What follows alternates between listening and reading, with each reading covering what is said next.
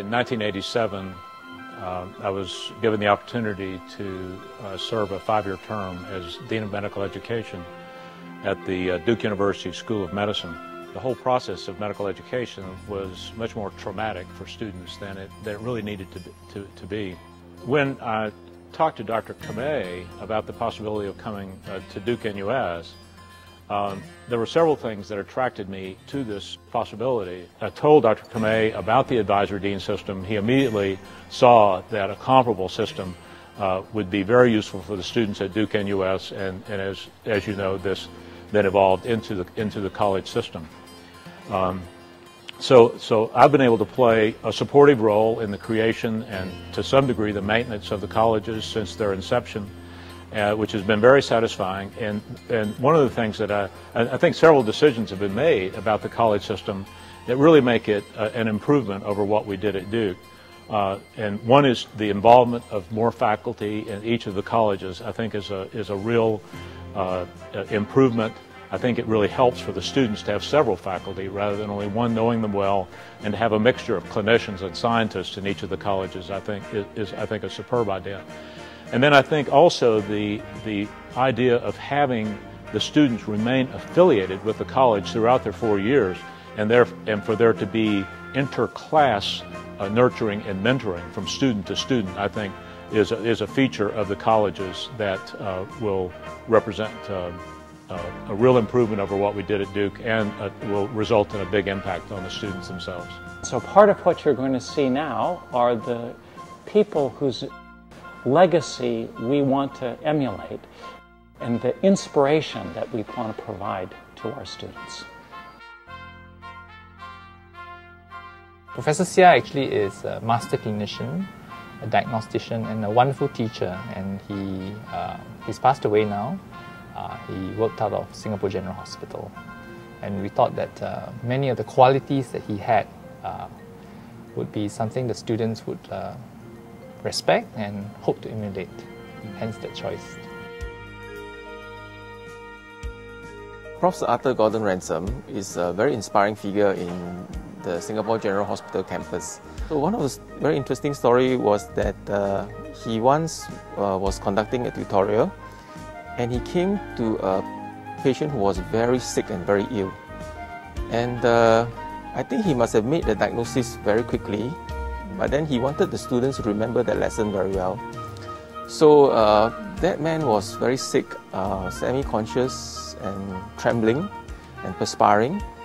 So he told one of the students, I think it was my teacher, Prof. Ng at that time, he said, boy, come here, come. He used to refer them in a very jovial way as boy, you know, but in a very endearing way. So, boy, go to my office, go to a certain cupboard, and take out this bottle of whiskey and come here. So he went and brought the whiskey back, and then he poured out a glass of whiskey and said, give this to this gentleman here. So, and I think the patient took a sip of the whiskey, and within a few minutes start to wake up, the shake starts to go off. And then he told the class, this is alcohol withdrawal. And it's that kind of flair in thinking through how he wants to impress lessons on the students that make them remember this for the rest of their life. And it's this sense of, I think that's the flair of being a very, very good teacher, that by planning a lesson and impressing it on the students, they make them remember very critical lessons for their life. I think the best way to describe Eugene Stead and his zeal for students and learning is just in terms of stories that happened to me.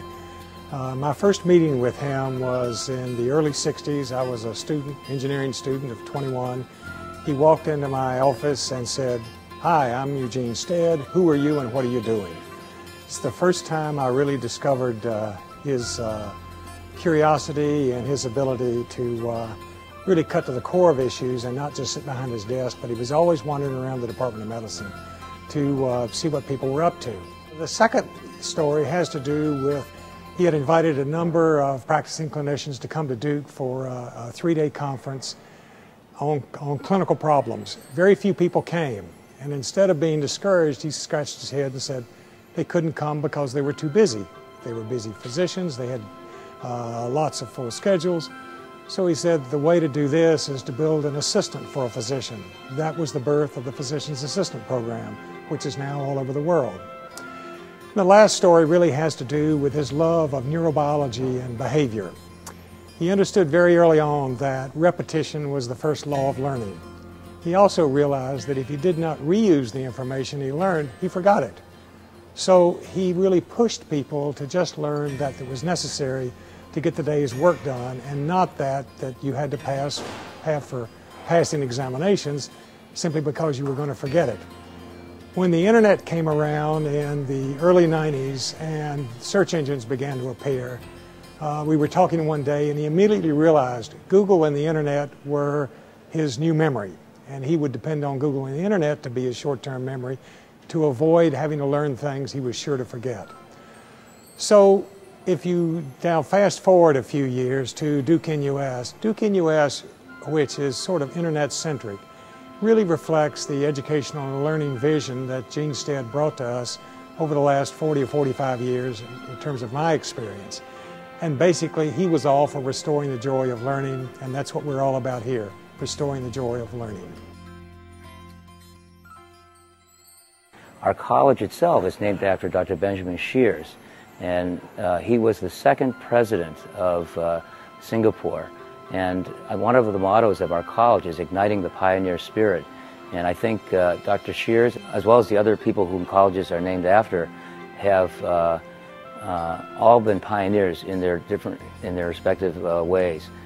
Dr. Shears was the first Asian medical graduate from a Singaporean school.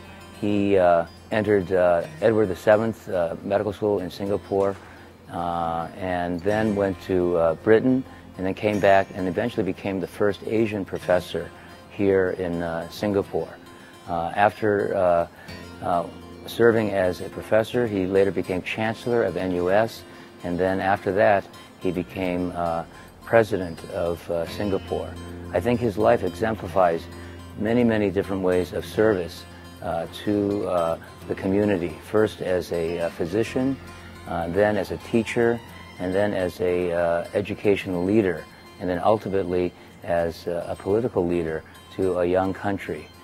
His life really demonstrated service and care to many people, and I think those are some of the qualities, as well as his ability to not let barriers impede him and to truly pioneer a path so that others can follow. I think all those things are very important for ourselves as faculty and for students to emulate.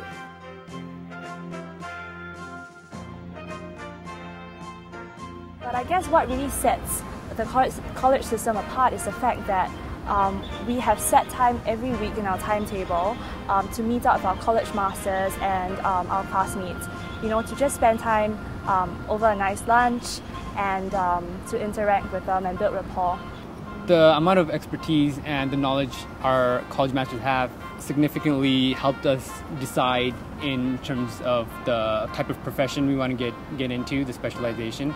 They also help us with research, trying to direct us in what we're interested in. And they're also just there for moral support more than anything. Right. So they're kind of like your parents at school.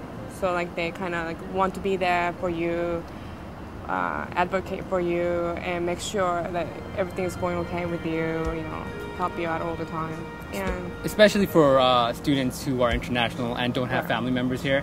So they are the alternative family, I guess, in Singapore. Right. And yeah, there's someone that you actually know for sure that who is like in the system and who actually really wants to like get you through the system smoothly. We have mentors in different fields, which give us different perspective of different specialties.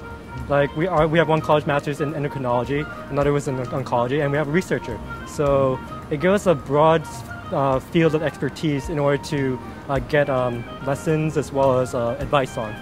I think what's really unique about the college system is the fact that our college masters are so invested in each and every one of us. Not only do they, you know, serve as our surrogate parents, but they actually track our progress in school really closely to make sure that we're all doing fine in school, to make sure that, you know, we are balancing both our work and our outside life well. And we have chosen to name all our 4 colleges after very, very special physicians, both back here in Singapore and back in Duke. And all of them were very illustrious figures, both in medicine and as well as in other areas. And I guess each and every one of them gives each of the 4 colleges a very unique identity, and they really serve as inspiration when it comes to us looking in the future as to what we want to do, what kind of physicians we want to be, and how we conduct ourselves daily. I hope in these video segments you've gotten a real feel for what we're trying to accomplish together in creating and building our colleges. So the college is not only a key aspect of helping build and grow our students while they're here, it's also a key part of launching our students and their careers for the future.